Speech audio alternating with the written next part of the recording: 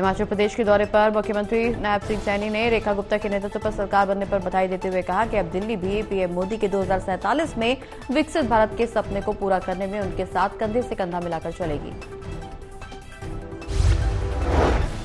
CM Saini ने कहा, दिल्ली में पीएम मोदी के दिशा निर्देश में बीजेपी की सरकार बनने के बाद अब दिल्ली का भी तेजी से विकास होगा। विकसित भारत जो आदरणीय प्रधानमंत्री जी का एक सपना है कि हमने भारत को 2047 तक विकसित राष्ट्र बनाना है, उस विकसित राष्ट्र में अब दिल्ली भी आदरणीय मोदी जी के कंधे से कंधा मिला करके विकसित राष्ट्र बनाने में अहम भूमिका देगी और दिल्ली भी विकसित होगा। और जो आदरणीय प्रधानमंत्री जी का विजन है, उस विजन को साकार करने में महत्वपूर्ण भूमिका दिल्ली की रहेगी। दिल्ली भी विकसित भारत।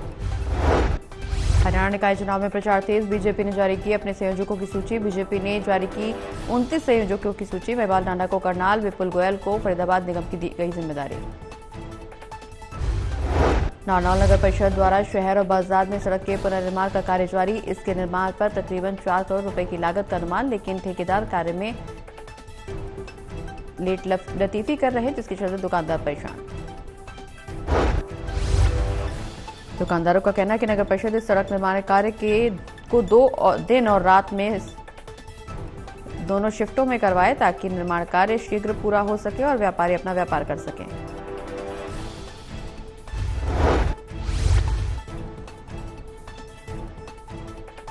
जैसे आपने बताया कि सौंदर्यीकरण का काम चल रहा है, तो हमारे ना 2 मेजर रोड हैं, जो कि एक तो शहर का रेस्ट हाउस के आगे से जो निकलता है, वो हमने दिव्य नगर स्कीम माननीय मुख्यमंत्री महोदय ने शुरुआत की थी, दिव्य नगर स्कीम, उसके अंदर हमने उसको लिया हुआ है। 2 करोड़ 34 लाख का लगभग का उसका एस्टीमेट है। जहाँ तक उसके डिले की बात है, कुछ ग्रैब की रेस्ट्रिक्शंस थी पीछे, कुछ शादियों का प्रोग्राम था, तो उस वजह से करनाल टोल टैक्स पर गुंडागर्दी मचाने वाले 2 आरोपियों को करनाल पुलिस ने किया गिरफ्तार। टोल टैक्स पर 100 के करीब गाड़ियों को टोल फ्री करवाकर निकलवाया गया था। टोल प्लाजा पर लगे सीसीटीवी कैमरे में घटना कैद।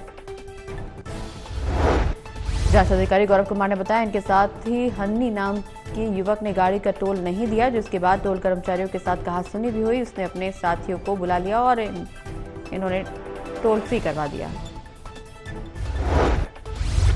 टोल जो मैनेजर ने सूचना दी थी फोन पे कि यहाँ पे कुछ लोगों ने अफरा तफरी मचाई और टोल को फ्री करा रखा है, जिस सूचना पर हमने अपनी टीम भेजी थी और वहाँ पर फिर उस टाइम तक वो लड़के जा चुके थे। उसके बाद टोल मैनेजर ने हमें कंप्लेंट दी और फिर सीसीटीवी फुटेज लेके हमने उस पर केस रजिस्टर किया था।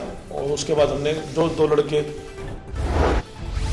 चरखी दादरी में मंडियों में फसल सीजन के दौरान अटल किसान मजदूर कैंटीन शुरू होगी। सभी मंडियों में सेल्फ हेल्प ग्रुप के सहयोग से कैंटीन में किसानों मजदूरों को 10 रुपए में खाना भी मिलेगा।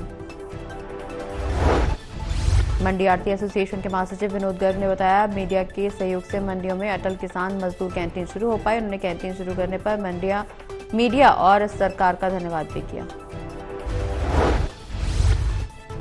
हरियाणा की स्कीम थी अटल किसान मजदूर कैंटीन, जिसमें कि थाली सिस्टम था। बहुत न्यूनतम कीमत पर किसानों को, मजदूरों को, मुनीमों को, आड़ती को जो खाना परोसने की एक पॉलिसी व्यवस्था थी, वो कई मंडियों में लागू नहीं थी।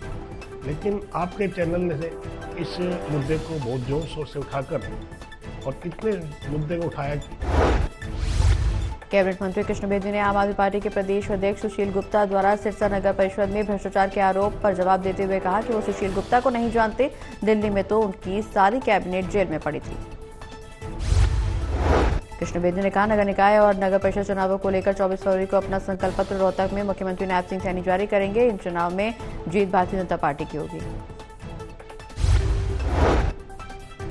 हमारे प्रत्याशी और सभी वार्डों के प्रत्याशियों का संयुक्त कार्यालय हमने सांगवान चौक सिरसा में अभी इसका हवन के साथ उद्घाटन किया है। हमारा पूरा चुनाव सिरसा का यही से संचालित होगा। यहाँ पर सारी व्यवस्थाएं अलोपा और भाजपा कार्यकर्ता मिल। भूपेंद्र सिंह हुड्डा ने बीजेपी को लेकर साधा निशाना, कहा मजबूरी में कराए हैं हरियाणा सरकार ने ये चुनाव, नहीं थी चुनाव करवाने की मंशा। सुप्रीम कोर्ट के आदेश के बाद देरी से हो रहे चुनाव। भूपेंद्र सिंह हुड्डा ने कहा, हमारे द्वारा करवाए गए कामों को भी नहीं संभाल पाई बीजेपी। चुनाव में सरकारी तंत्र का प्रयोग कर रही बीजेपी। ये सरकार तो घिरी पड़ी है, इनको घेरने की जरूरत नहीं।